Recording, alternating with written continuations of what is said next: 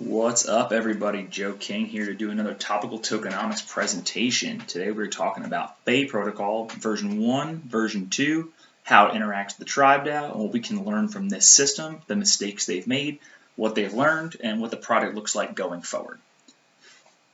So what exactly is FEI protocol? Well, FEI is a one-to-one backed stablecoin. They're decentralized, 100% built for DeFi stablecoin.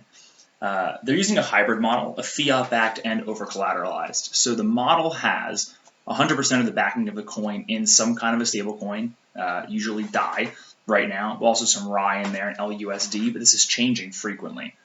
But they're also over-collateralized. So inside of this protocol control value, which is the fancy way of saying their treasury, they also have ETH, a lot of LP positions, and different ways of backing the coin to make sure that the peg is never lost. So PCV is decentralized and is made for DeFi. They don't have USDC or USDT in their treasury, but this is kind of a misnomer because they have a lot of DAI, and a lot of DAI is backed by USDC, so they can walk around saying they're 100% decentralized, but in reality they have actually a lot of USDC exposure via the DAI market. There's two coins in the system. They have FEI, which is their one-to-one stablecoin, and they have the TRIBE governance token, which runs the DAO. FEI is currently semi-decentralized. They have a tribal council, which is basically like a elected officials inside of their DAO that take care of key decisions. But as the DAO is running, they plan on handing more and more control over to the community. We've seen this now with some optimistic governance models and a few other things. I'll recommend watching the video done by Bankless DAO all about the tribe governance model. So FEI version 1, when they first launched this coin, back in 2001, they're using a bonding curve, which is just a way of saying that if you're able to put in an LP position or in adding more assets to their pool, they're going to give you FEI. So this is how they raised their money to get the coin running. So what they did was they raised on Uniswap, and they had the biggest pool of funds there, the $1.2 billion launch, which was massive at the time. They also use a direct incentives model, which is just a way of repricing the coin so that you can buy things at a discount and sell at a profit, basically arbitraging, so you can make sure that the coin is always keeping its peg. And they use a series of reweights, which we'll get into on the next slide. So what are direct incentives? This is just a simple way of punishing sellers and rewarding buyers, right? So if the coin is trading at 98 cents and I want to go ahead and sell my FEI stablecoin, they're actually going to punish me. They're going to get 4% being off. So I'm selling for $1. I'm actually only going to get 96 cents for every dollar coin that I sell, despite the fact that it's trading at 98 cents.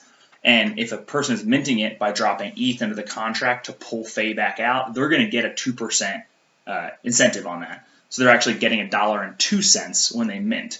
So this is the way to get the coin back in equilibrium. So there's a big punishment for sellers and a big benefit for buyers the more the coin gets out of whack. They also use a series of reweights, and this was an interesting model because it has to be done manually, so it's not a fast process, but they would basically withdraw ETH from the FEI pool, they would trade it back into the peg, resupply the Uniswap pool, and then burn any excess FEI back out of the system. This is a way for them to internally reweight the system to get the peg back. But again, this is a slow process. It has to be done with votes in the DAO. It would take a couple of hours to do a reweight. So how did version 1 of FEI go? Well, if you see down here, dropping to 70 cents, it obviously didn't go very well. If you were on crypto Twitter during the October launch of FEI, you would have watched this go down and see that it was not fun. It was pretty brutal for the community to go through and watch this project. It had a lot of hype around it, just crashed pretty fast. What happened was the direct incentive model they did. Remember, that's the punishing sellers and rewarding buyers when the weights are off. Kind of got out of whack. Every time you sold with a penalty, the worse the coin was trading, the bigger the penalty. So if you were selling $1 FEI coin at this peak level down here, you're actually only getting 50 cents back. They tried to reweight the coin multiple times. Things went bad. It went into full rug mode. So they paused these incentives. They paused the reweights. And they went back to the drawing board and tried to fix FEI best they could. So what can we learn? The initial bonding mechanism was offering up to a 50% discount. This was a murky way of raising capital for a project. So if in the beginning of it, if you were putting money in ETH into the contract waiting for FEI to come out so you get some FEI, they were offering up to basically double your money on this. But this was only if $250 million wasn't raised. Since they raised $1.2 billion, there was zero bonding discount for anybody who raised. So if you put a bunch of ETH in here thinking you were getting a discount, you didn't. So as soon as it launched, this coin had a ton of sell pressure. Everybody was dumping their money because they wanted to get back into the market. Their ETH was locked up for a while. They got these FEI coins. They're stable. They said, why do I want stable coins? The market's going up. So they sold them. The direct incentive model, it broke. And the more the peg was going down and the more sellers were penalized, the more panic it caused, and this bank run went nuts. If you're selling your coin for when it's 80 cents, this would be $1, and you're only getting 60 cents back, obviously you're going to freak out. So everybody was running out. And the other one, which isn't really well known, is about liquidity pool routing. So when a swap is happening, it's trying to look for pools with enough liquidity to make these swaps happen.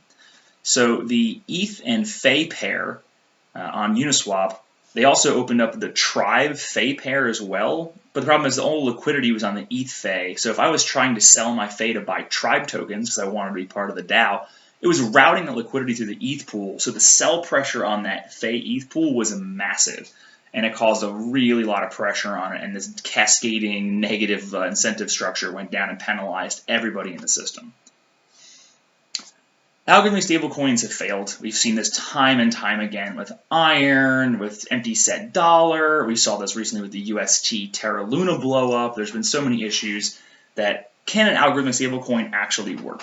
So we've been trying a lot of models. Frax has been trying FEI. Here at Bankless Research, we've been going deep into what we can do to figure out how to make these systems work. So FEI launched version 2 a few months later. It took them 3 months to fix the system and build it back out again. And they used a few new mechanisms to stabilize the peg. They started the balancer and fuse algorithmic investment pool management, which we'll get into in the next slide. They did a one-to-one redeemability with their PCV, meaning I can take $1 of my FEI. Even if FEI is at 90 cents, I can still pull $1 of ETH or DAI out of their pool. And this really does incentivize to make sure you don't lose that dollar peg. And they created the TRIBE backstop as well, using their own governance token, just like Maker does as a backup for the system. So the algorithmic investment pool model was pretty slick on Balancer. So as the collateralization ratio of everything, so if it's $100 million of FEI in the market, there's going to be $100 million of DAI or LUSD, other stable assets, to ensure there's a one-to-one backing on the coin. As this collateralization ratio continues to rise and get higher, they'll start to put in more risky and volatile assets. It could be simple stablecoin Aave positions. It could be things in Lido. It could be ETH. And really what it ended up being is that they started a Rari fuse pool, and these Rari fuse pools are really where a lot of the action's happening. But there is a slight, we'll say, convoluting of how this collateral actually works.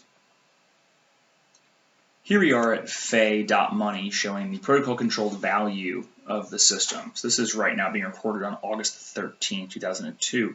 The current collateralization ratio of the entire market is 234% collateralized FEI, showing you all the different assets here between Balancer, LUSD, DAI, ETH, Ohm, Volt, RAI, DPI, Cream, lots of positions. But the issue here is it shows you this 234% out of 243 million. But when you come down here and look at the actual amount of FEI in the system, you'll see these two different lines, right? One is user FEI and one is protocol FEI. These numbers, 234, and the bottom number here, which would be 190 million, don't actually line up because they're not counting the protocol-controlled FEI in these equations. I'm not sure if this is intentionally meant to mislead people or just simply because they don't take the risk too far they don't take the risk to heart. So as it goes on, the protocol-controlled FEI are things they're putting in positions like Rari fuse pools, Balancer, Uniswap. There's no pressure on these tokens to ever be sold, so there isn't a worry about these tokens affecting the peg. So they're not counting it when they go back up here to this protocol-controlled value, or I should say the collateralization ratio of it. What they don't take into effect is smart contract risk. they're not taking the fact that one of these Rari fuse pools, which have been hacked multiple times, could get hacked, Compound, Aave, Balancer. The likelihood of all of them being hacked simultaneously is absolutely ridiculous, and if that does happen, then FEI's backing is probably the least of our concerns in the crypto world. But it is interesting that these aren't being included in the collateralization ratio because the protocol controls every FEI token, and they're just in pools getting LP positions and getting swap fees. So it's a way for the protocol to make money without actually having this money. So we basically recreated fractional reserve banking where they're just making imaginary dollars to make money off of it. It's a great system because all of this swap fees goes back to this protocol control value and does lead to defending the peg. We've seen multiple market crashes where FEI has held on really well, which speaks very highly of it. So, second step is redeemability. You can exchange the FEI token for $1 of the PCV. So meaning if FEI is trading at 80 cents, you can still burn that FEI token back for $1 of DAI, ETH, or any other stablecoins or any assets they have. You can get FEI out of it, you can get ETH out of it, you can get DAI out of it, you can get staked ETH out of it, ETH, all different options. This system also ensures arbitrageurs are able to restabilize that peg based on the value proposition. And the very last resort of defense here is the TRIBE backstop. So just like Maker does, in case of a cascading liquidation, the TRIBE can sell their TRIBE tokens, mint and sell, diluting the supply, and then be buying back FEI to defend the peg. So basically TRIBE holders in this situation, now at the backstop, they are taking on extra risk, right? So if we have a cascading liquidation and I'm a big TRIBE holder, then all of a sudden my tokens are worth less, the supply grows, and we're getting diluted. To make up for this, they've decided to do buybacks. So as a compensation for bearing the risk of inflation in the event of under-collateralization, FEI can be minted by TRIBE. So basically you're going to get dividends every quarter that the protocol control value is above 100%, and they go ahead and buy back TRIBE tokens and make the price of TRIBE go back up again, and then they burn a lot of them to dilute the or to lower the supply to make up for the dilution that can happen in the future. This is a weird model because there is nothing in writing about how this is done. It's totally up to the tribal council. It's a DAO vote, and the DAO vote is done by the tribal council, which is the top 10 people who own FEI. So is it in their best interest to be burning protocol control value to buy back TRIBE tokens? Well, after the last market crash, they paused those buybacks. So hopefully when the market goes back up again, they'll reinstate them. But at the moment, there's really not a lot of benefit for holding TRIBE tokens, and there's a lot of risk because you can be diluted. So that is an option, but I hope they turn those back on. Joey Santoro over at FEI is a great guy. He's done a lot of great work for DeFi, so I hope he goes back through here and gets these buybacks going again to give an incentive for us to buy and hold TRIBE. So reweights, direct incentives failed, and one-to-one redeemability, the TRIBE backstop, and then PCV management are the new systems they're using to keep FEI version 2 running. So speaking of TRIBE, let's go into the tokenomics of actually the TRIBE token itself. The usage is just a governance and voting right, and besides that, it's also used as backstop. Same thing which I just talked about, you get the buybacks from the PCV. So far to date, they've actually bought $13.25 million worth of buybacks and executed for the TRIBE token. So they have been buying back TRIBE and shrinking the supply over time to help the users and holders of TRIBE have the value go up. Here's the Genesis token distribution. This is a pretty standard distribution here. 2% to grants, 5% to investors, 10% to staking in Genesis, 13% to team, 20% for the initial DEX offering, and then 40% went to fund the DAO itself. What isn't normal is these back-weighted locks, right, and the linear vesting schedule for investors. Most projects are only doing 6 to 18 months, sometimes 24 months of linear vesting. To see these with the team at 5 years and the investors at 4 years really does speak to the team and those who invested in it to show that they are interested in the long term. The team is not going to walk away in a year and a half and leave the system. Unfortunately, we have seen people, the Rari team, leave out of TRIBE DAO, but the FEI team has been there since day one, and they continue to work every day to make this system work. So kudos to them for the long-term vision they have on this token. This is the tokenomics model of the TRIBE token that I did. So the entire Genesis supply came down. Initial funding in the TRIBE token, Treasury, the protocol controlled value. They had FEI. They distributed this into infrastructure grants, and then they used a big chunk of it to go ahead and put capital to work, whether it be emissions, boosting liquidity pools, making sure that certain things are liquid or incentivized. The liquidity is there for all the swaps they need. Members of the TRIBE DAO also got tokens for governance voting, and they can go ahead and provide these for liquidity. They can collect fees. They've also been used on tons of AMMs as well. And then Tribe went out and did a couple different models. They did Tribe Turbo, which is a new DAO or protocol can basically borrow FEI tokens for 0% interest, and they can seed LP pools for them. This is a really cool way of getting liquidity in the system for a new token. We'll say, in my case, Bank, for being part of Bankless DAO. Bankless DAO didn't, but they could have gone to Tribe, if Tribe Turbo had existed when we launched, gone in there and say, hey, we want to borrow 10 million FEI tokens, and we want to put 10 million Tribe tokens up, or 10 million Bank tokens up, to go ahead and seed a liquidity pool vault.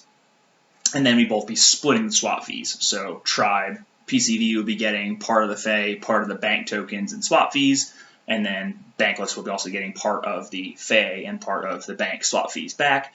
You split it 50-50, so basically FEI can loan out their own token with no sell pressure because it's in a ERC 4626 vault that's protected. So they can go ahead and get their FEI tokens are protected, no sell pressure on that. They loan a 0% interest loan out, and all of a sudden, bam, free swap fees, and they're making money back in FEI, and they're making money back in Bank.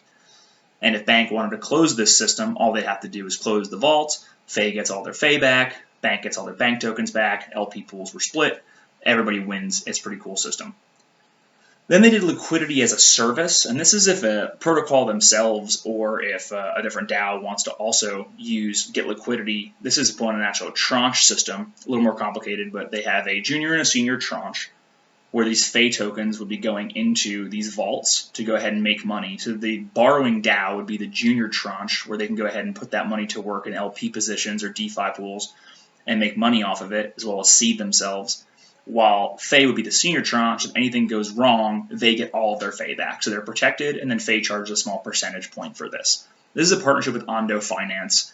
It was a pretty cool system. It's been currently paused in the bear market, but hopefully this gets spun back up again as Tribe gets back to work and the market gets crushing again.